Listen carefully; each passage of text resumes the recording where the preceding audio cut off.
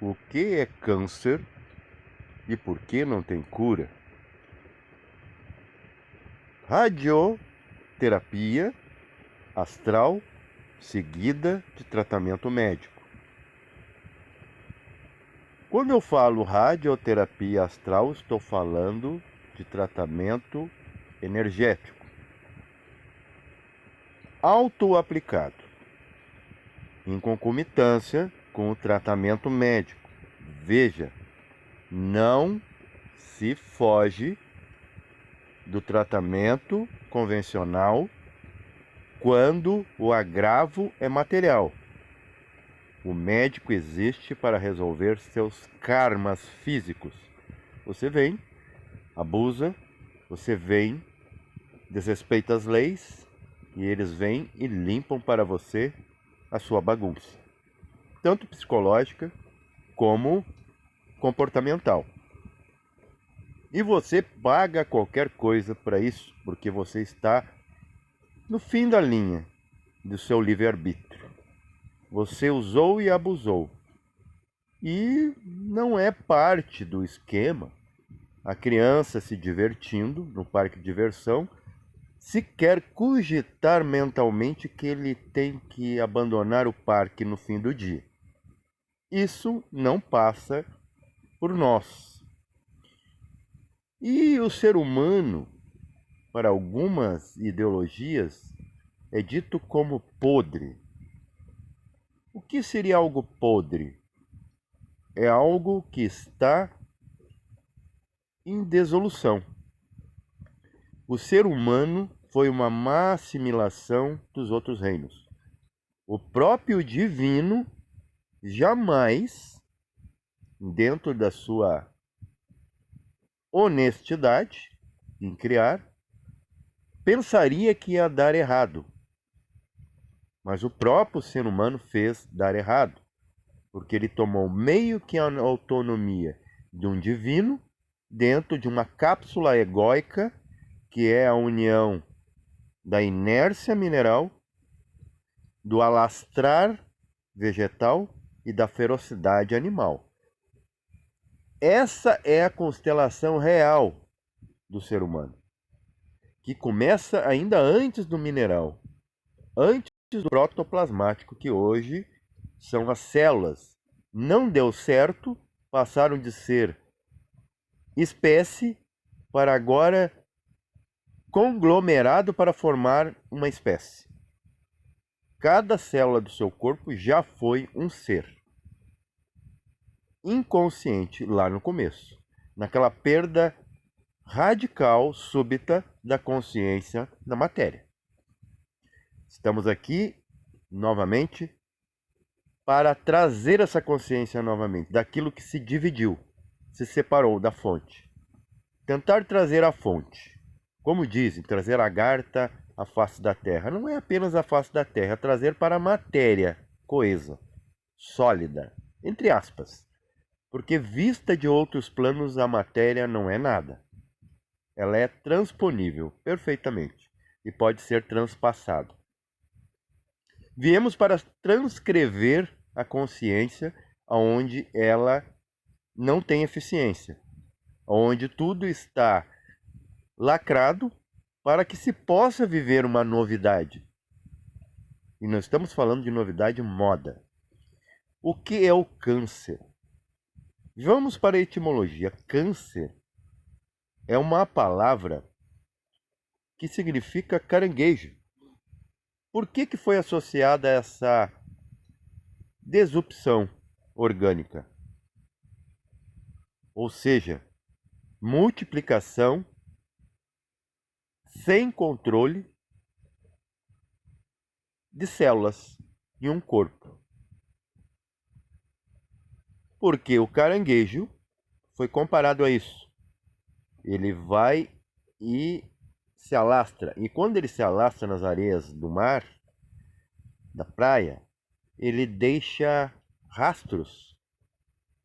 Ele vai tirando tudo do lugar e vai caminhando para todo lado, dando uma simbologia de alastramento, expansão.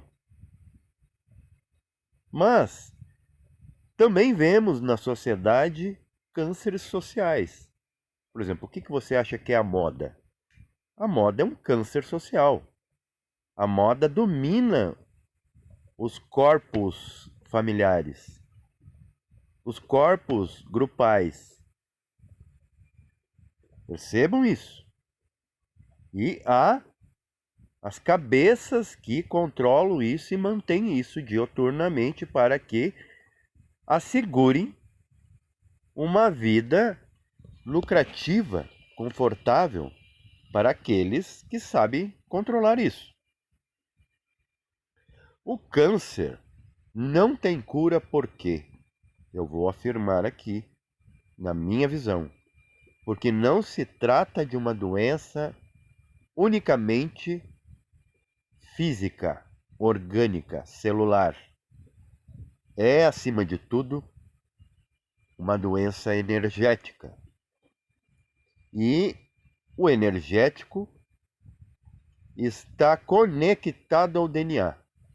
Então, há sim predestinação de se desenvolver uma anomalia celular tamanha. O DNA, ele replica a árvore da vida. Na árvore da vida acássica, a nossa coluna vertebral é replicada em cada DNA de cada célula. É na árvore da vida que estão os registros kármicos. Quiçá um terapeuta conseguisse acessá-los. Aí ele estaria diante da pessoa e poderia, sim, dar um parecer daquilo que supostamente a pessoa não pode por si fazer. Então, sim, o DNA tem algum sentido, algum significado dentro de um histórico, mas fora da realidade 3D. O DNA está aqui como se não fosse daqui. Por isso ele está dado tanta ênfase, o próprio cientista se debruça em cima da genética. Só que certas moléstias, como o câncer, são antropogenéticas, assim como a SIDA, ou AIDS, Síndrome da Imunodeficiência Adquirida, que começou na cruza do Lemuri, raça lemuriana, continente Mu, que não existe mais, temos aí apenas algumas remanescências, como ilhas que faziam parte desse continente muito antigo. Naquilo dele ter tomado mente, a queda angelical, a inteligência num ser inocente, despreparado, ele acaba desenvolvendo um fator chamado kundatiguador, que é o estabilizador daquela terra que estava em convulsão geológica. Nisso, acende fogos incontroláveis e o homem começa a ter desejo. Ele acaba pegando o plano vigente daquela época, chamado astral, e o torna emocional. E nisso da emoção agora pinchar o plano chamado astral, que é a forma para os astros e corpos. Nossos corpos também são astros. Incrível que chamamos, dentro da moda, os nossos ídolos de astros. E são, de certa forma, mas estão mais para a lua. Lua que mudam de forma e de fases. Então, a gente sempre fala, né? Qual é a lua que você está hoje?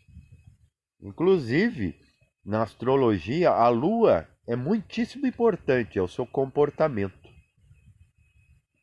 A sua lua está em tal signo.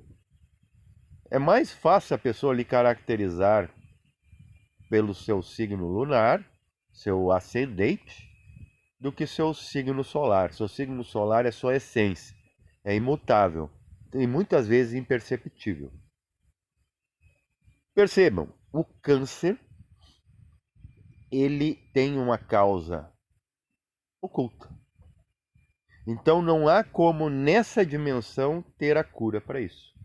Então se ele tem uma causa energética, um desequilíbrio nas funções vitais, é só ali que há alguma possibilidade ainda rasa de cura, partindo da onde começou.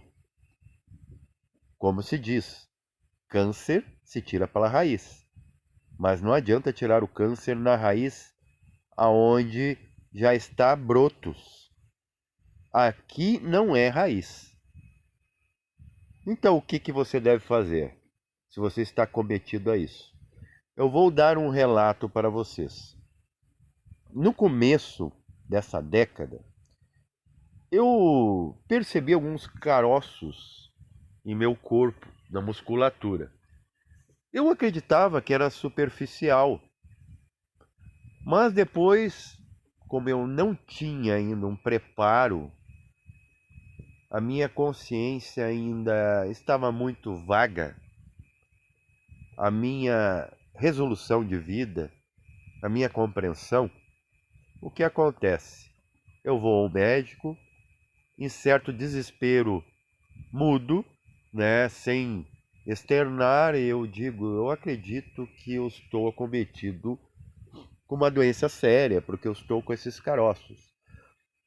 A doutora me diagnostica com lipoma.